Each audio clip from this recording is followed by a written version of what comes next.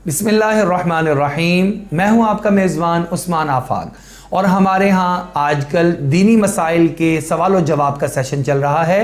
एक सवाल जो हमारे सामने है वो ये है कि क्या गर्म पानी से वज़ू करना दुरुस्त है या नहीं। मुझे किसी ने बताया और बल्कि मैंने पढ़ा भी है कि गर्म पानी उससे वज़ू करना दुरुस्त नहीं है क्योंकि वो आग से पकाया जाता है। तो इसका जवाब समझ लीजिए कि एक चीज़ जो कि सुनने में आती है वो ये है कि एक वो पानी है जिसको धूप के अंदर गर्म किया गया हो, यानी धूप की जो गरमाइश है उसके अंदर कोई बर्तन रख दिया गया और वहां पर वो गर्म हुआ।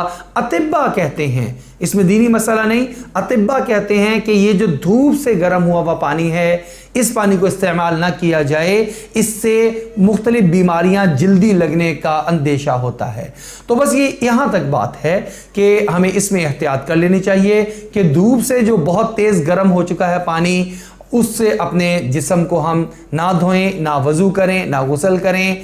लेकिन उसके अलावा आजकल जदीद आलात जितने हैं, मिसाल के तौर पर इलेक्ट्रिक गीज़र लगे हुए हैं और गैस के गीज़र लगे हुए हैं, इससे जो पानी गर्म होता है उसे वज़ू कर लेने में किसी किस्म का कोई हरज नहीं है और इसको इस्तेमाल करने में किसी किस्म की कोई कराहत नहीं है। बिला कराहत हम वज़ू कर सकते हैं, गुस्ल कर सकते हैं उस पानी से जो कि गीज़र के ज़रिए से गर्म किया जाए, या हम चूल्हे पर गर्म कर लें या लकड़ी के ज़रिए से हम गरमाइश हासिल कर लें। इससे कि जब हम ठंडे इलाकों में सरहद में जाते हैं जहाँ पर गैस नहीं होती, वहाँ पर मसाजिद में एक कमरा बनाया जाता है बाकायदा, जहाँ पर लकड़ी के अलाव को जलाया जाता है और उससे पानी को गर्म किया जाता है। ऐसे पानी से भी वज़ू करने में किसी किस्म का कोई हरज नहीं है।